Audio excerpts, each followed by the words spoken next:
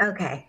So, like I mentioned already, I've never been a fan of Jason. I always thought that he was just playing, like he was basically like a kid who just ended up in like a on a playground and just trying to figure out which game he wants to play. Like he didn't care if he was there, if he wasn't there. Like I never really thought that he had any solid intentions or anything like that. I just thought he was just caught up in the mix and he was just going with the flow.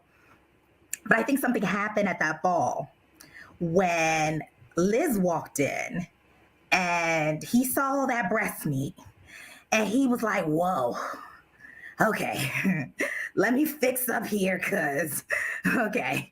So, okay. I think that's when he kind of was like, listen, there are players and then there are players. That's when Liz kind of showed up on his radar because before then it really wasn't anything that he was interested in.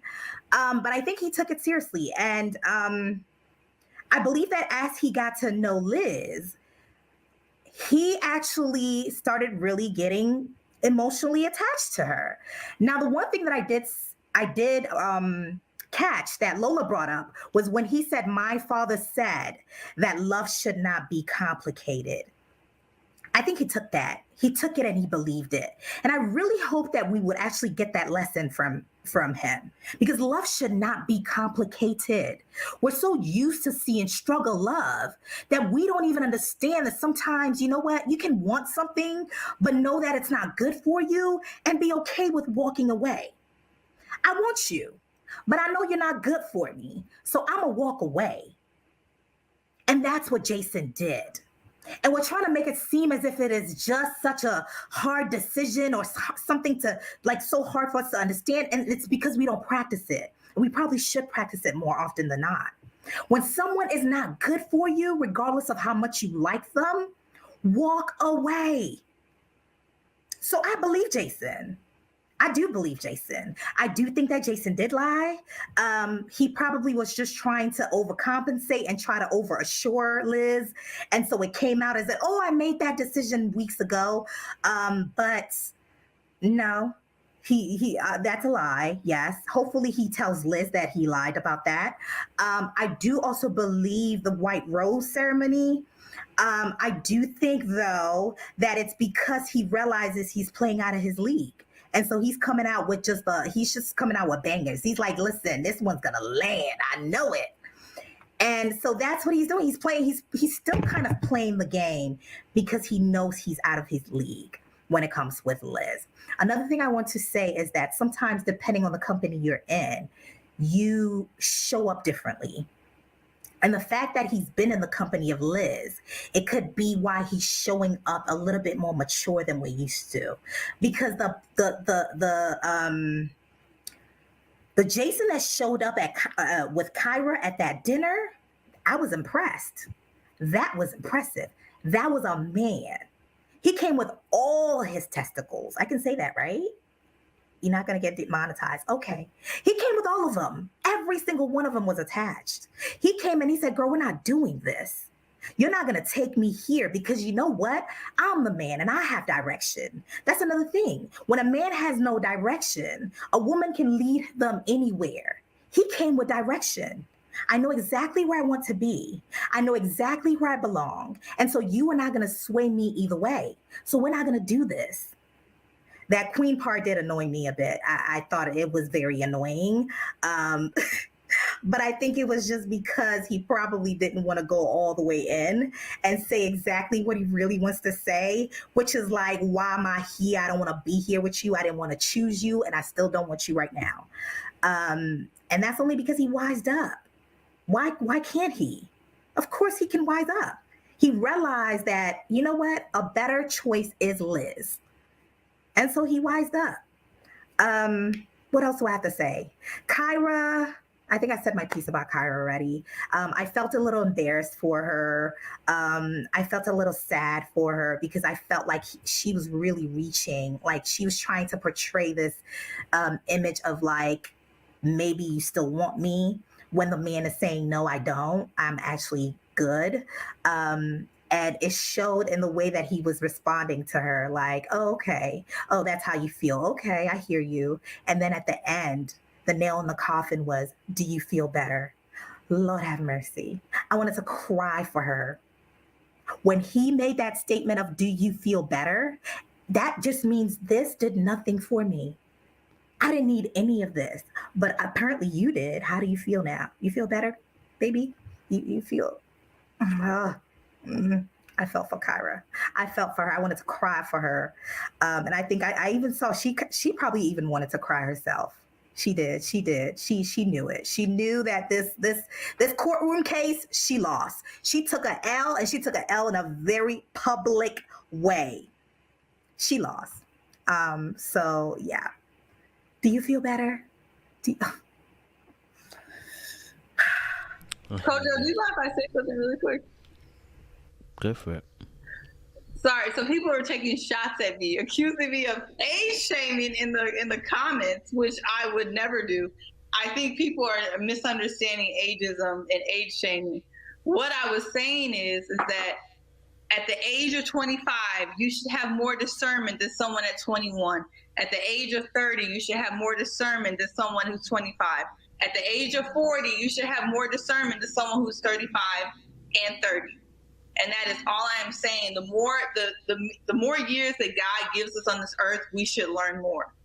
And it appears as if Liz does not have the discernment that she should have at her age to parse out people who are not good for her or not. Because honestly, I don't see why she couldn't see David coming a mile away. I'm not sure why it took her that long to figure out that he was crazy. So yeah, but there's nothing wrong with aging on this earth. That's a blessing, and people should view it as such. So I just want to make that clear. But every year that God gives you, you should become wiser and wiser and wiser. And if you're not, then that's the problem. It's not age shaming. But it's experience too, right? Because there are people who are 40, and if they've not dated, they wouldn't have the experience, right? So sometimes experience teaches you certain things. So if, let's say, in the number of years you've lived on this earth, you haven't been exposed to certain things, then you wouldn't necessarily have that experience to have the discernment. So I mean, I kind of see where they're coming from, like when it comes to like age. Sometimes we do associate age with maturity, but there's some level of maturity that, yes, truly does come with age, but there's also another level of maturity that comes with experience and actually getting first on, like, experience. I don't want to keep saying experience like that. Yeah, I have to agree. I was going to jump in as part of the 40s club. Lola's in her 40s, if y'all didn't know. I wanted to let you know that we live and we learn. I hit with one hand, I hug with the other. Grace. So sometimes some comments can be abrasive to people in that bracket. Now, what you said, was I offended? I wasn't. I'm going to sleep good at night. But it depends on where people are at. So that's where, you always have to, we can't generalize. And Adra, she put it perfectly. It's like, it's experience. Because, and we tease men all the time. We say how men, it takes them a long time to get there. Like, and I think the key word, what you said is should, could. But there's so many things and so many ways things are different. The dating world is one of those places that you really can't predict. You're out of there for a couple weeks. I've been out of there for a minute now. I don't even know if I want to put my toe in right now. So that's what I think they're getting at. And a lot of times you should kind of get used to it. You will see the comments to tell you you're reaching or doing that. But sometimes you always want to, like you try to do, is like fix it and give them what you are trying to say. So 40s Club right here, we're swinging. Shanae, what's up? Sis, I got you. 10 toes down. A little bit of exclusive smoke. Sean, you said you want to go next. Appreciate it. Yeah, a couple of things. Since we're on the topic of Liz, what I would say is, and we've kind of touched on this, whether it was Lola and some others, right? We got to give her grace, right? We're watching this at a bird's eye view. After it's been edited, chopped, scrubbed, she was living this. Right. So how many of us in our lives can look back on situations where we've been in and we're like, how the hell did I get there? How the hell did I select that person? Right. And we probably have our friends and some other people on the sideline saying, well, you didn't know and you should have saw, but we got to live it and we got to figure it out. Right. So I just think give Liz a little grace. Right. She did eventually snuff David out. Right. She sent him packing, but he went on his whole little tirade. Right. Then we saw what that like 10-hour-long interview where he just talked into a, God knows what, with Kojo. So she got to it, right? Maybe not when we thought she should have, but she got there, right? So I think let's give her some credit. She didn't get to where she was by being, naive. Now with her and Jason, I don't know, but I definitely see that she brings out something different, it's in him. And when I see them together, I think about that masculine, feminine energy, right? When you've got that good alignment together where a couple is moving, you see, the woman brings out the best in the man brings out the best in the woman. It's like that perfect yin and yang. And you could see how, he's just developing and maturing as a man coming into his masculinity, right? Whereas 2 weeks ago, he wouldn't have been able to sit at that dinner table and just shut Kyra down, right? So I think, kudos to him for stepping up. Verdict's still out for me with Jason. He's a little flip-floppy for me. I'm more standing if your decision is your decision, whatever it is, just stand in it. If you're selecting somebody, you see the value in them, just be honest. If you don't, you don't. That's just me and how I operate. But so let's see how it all plays out. I would say not even the last episode. I want to see the reunion when everything is done and see how things play out. I would say for Kyra, I kind of, I don't want to spend too much time on her. And listen, everybody, again, is human. But the thing that I saw for her sitting at that dinner table, because she was like trying to stick her thumb up to Liz, I think she wanted Jason to choose her and then say, run right back to Liz. Liz, yeah, just like I told you before, your man chose me once, he chose me twice. I'm the top dog. I'm at the top of the heap. And she played her cards wrong, and they all fell on the table.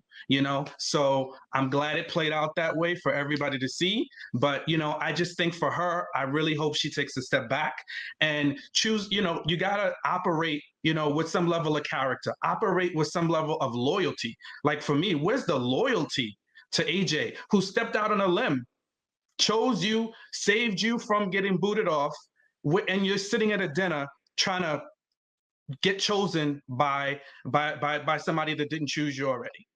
So that's my thoughts.